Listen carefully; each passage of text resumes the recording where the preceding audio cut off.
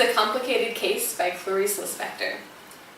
Well then, whose father with his tie pen was the lover of the wife of the doctor who took care of his daughter, that is, the daughter of the lover, and everyone knew all about it, and the wife of the doctor would hang a white towel in the window to signal the lover that he could come in, or else it was a colored towel and he couldn't come in. But I'm getting all mixed up, or else it's the affair that is so involved, and I'll unravel it if I can.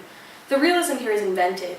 I beg your pardon, for besides recounting the facts, I also guess, and what I guess I write down. I guess at reality. But this story isn't my baby, it belongs to people more able than I. Well, the daughter had gangrene of the leg and they had to amputate.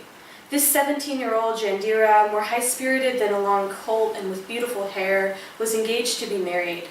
The moment the fiancé saw the figure on crutches, all joyous with a joy which he did not see was pathetic, well then, he had the courage simply to break off the engagement without any remorse, since he didn't want to get stuck with a cripple. Everyone, including the poor mother of the girl, implored the fiancé to pretend that he still loved her, a thing which, they told him, wouldn't be so painful since it would just be for a short while. That is, the fiancé had just a short while to live. And 3 months later, as if fulfilling a promise not to weigh too heavily on the frail mind of her fiancé, 3 months later she died, beautiful with her beautiful hair, inconsolable, yearning for her fiancé, and frightened of death as a child fears the dark. Death is of a great darkness. Or perhaps not. I don't know what it's like, I haven't died yet, and even after dying I won't know. Who knows, it might not be so dark. Death, I mean. The fiancé, who was called by his family name, Bastos, lived, so it seems, even when his fiancée was alive, he lived with a woman, and so he stayed on with her quite untroubled.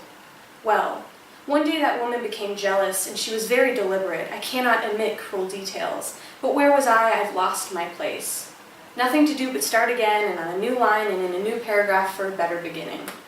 Well, the woman was jealous, and while Bastos slept, she poured boiling water direct from the spout of the tea kettle into his ear. He had just enough time to give a bellow before passing out, a bellow which we can well imagine was the worst scream that he had, the scream of a beast. Bastos was taken to the hospital and remained between life and death, the one in furious combat with the other.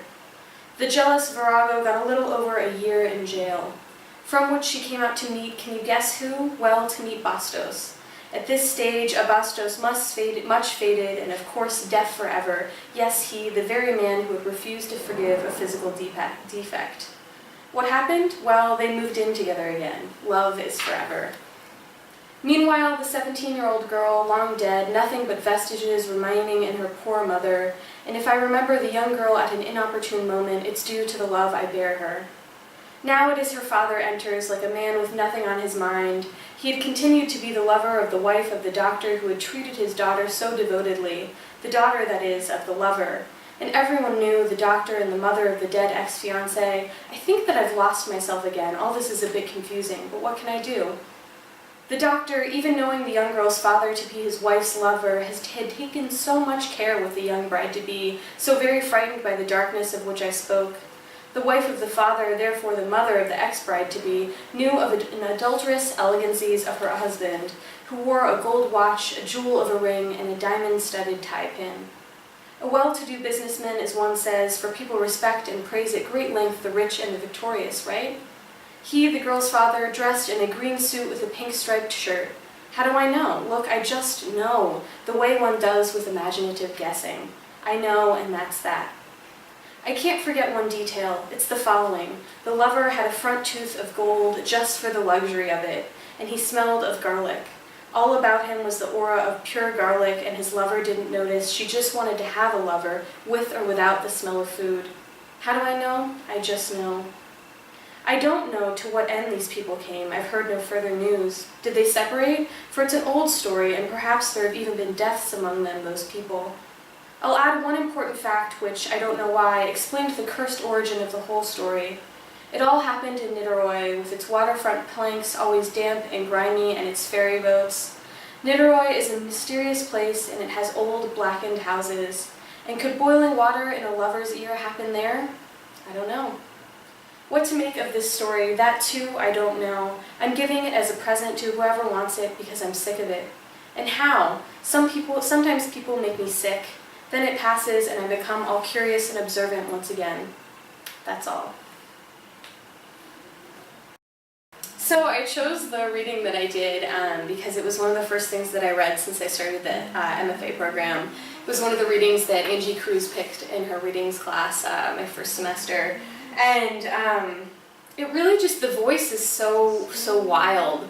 And Clarice Lispector is obsessed with that feeling of like family gossip and the stories that are told over and over again and become almost like fables, even if they were based originally in truth.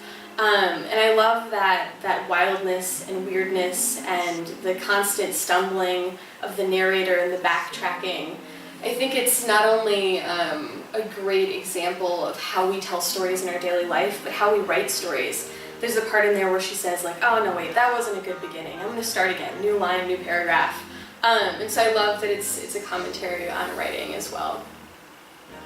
I was reading this article in the New Yorker this morning, which I thought about not saying because it makes me sound pretentious and like a really fancy writer. But I was reading it while waiting for a late bus, and I was reading it on my phone and like wishing that I had actually eaten breakfast. So hopefully that like cancels out the New Yorker fanciness. But I was reading this essay in the New Yorker by George Saunders.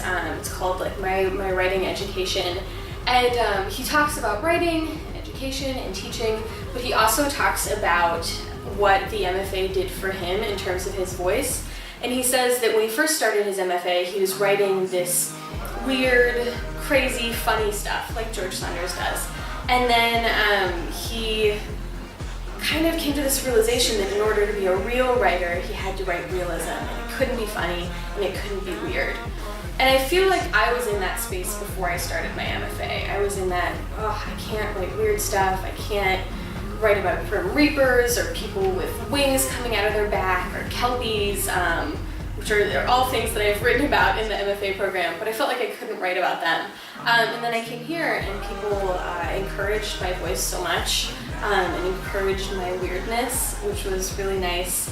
And so I feel like the best thing that I've gotten out of this MFA program is the confidence to write in my own voice and to write what I want to write about, but also this community of people who are supportive of that. And when I am feeling less than confident, I'm going to say, no, like, you write that story about the superhero or the orange that talks or the dog that speaks Spanish, whatever, like write that story.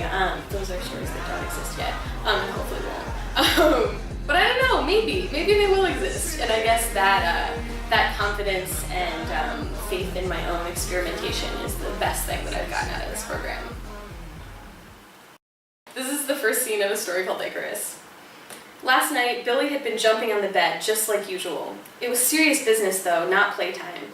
If he and Josh and Michael and occasionally Rebecca, if they felt like being nice and including her, even though the door was so clearly marked, no girls allowed, it said, direct and obvious. Well, if they all jumped long enough before leaping from the bed in their superhero costumes, the energy of the upward motion of those jumps would be stored up in their bodies. It'd smoosh through their skin and then vibrate through their muscles and tendons and all those other pink slimy things that make up a body before you get down to the bones. All that energy would be bouncing off the other energy like bumper cars, bump, bump, bump, and it would lift them upward, enable them to fly, not magic, but science. It never worked before, but they kept trying, keeping up faith.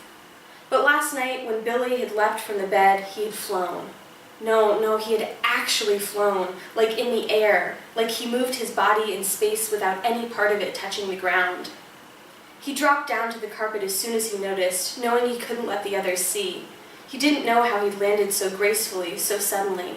Coming down was like exhaling, like letting the air out of a balloon. "Nice landing, Billy," Michael had yelled. And it was then Jacob knew that his friends were more observant than he gave them credit for. He couldn't trust them. They were tattletales, always, like when he stole the apples off Miss Jackson's tree and then he threw one through her window. Josh and Michael had told on him lickety-split even though they were there too. Or when he drew that cartoon of Mr. Banks on the chalkboard and he'd offered a free no homework day to anyone that told, Josh had drawn most of it anyway. He knew he would have to leave now. He couldn't stay. If Josh and Michael told on him, the government would steal him and test on him like always happened to superheroes in comic books. Early the next morning, before even his father got up, and his father got up early, often sitting on the dew-damp front stoop and waiting for the paperboy to bike by, Billy pulled his plastic Avengers lunchbox out of the cabinet. Usually his mother got up with his father, made the coffee, made them both breakfast, then packed Billy's lunch. One piece of fruit, usually an apple, sometimes a banana or orange. Peanut butter and grape jelly sandwich with the crust cut off. She'd use cookie cutters to make the sandwich into shapes on holidays, a heart for Valentine's Day, or trees and gingerbread men in the weeks leading up to Christmas. And there was always a pudding cup for dessert. Those were his favorite. He took 2 pudding cups out of the fridge and put them in the lunchbox. Then he went to the bathroom, got his toothbrush and toothpaste, and added an extra pair of underwear from his dresser. Very responsible. His mother would be proud. Finally, he grabbed a small green army man from the floor of his room. He would need the reminder of home, the reminder of strength. And then Billy ran away.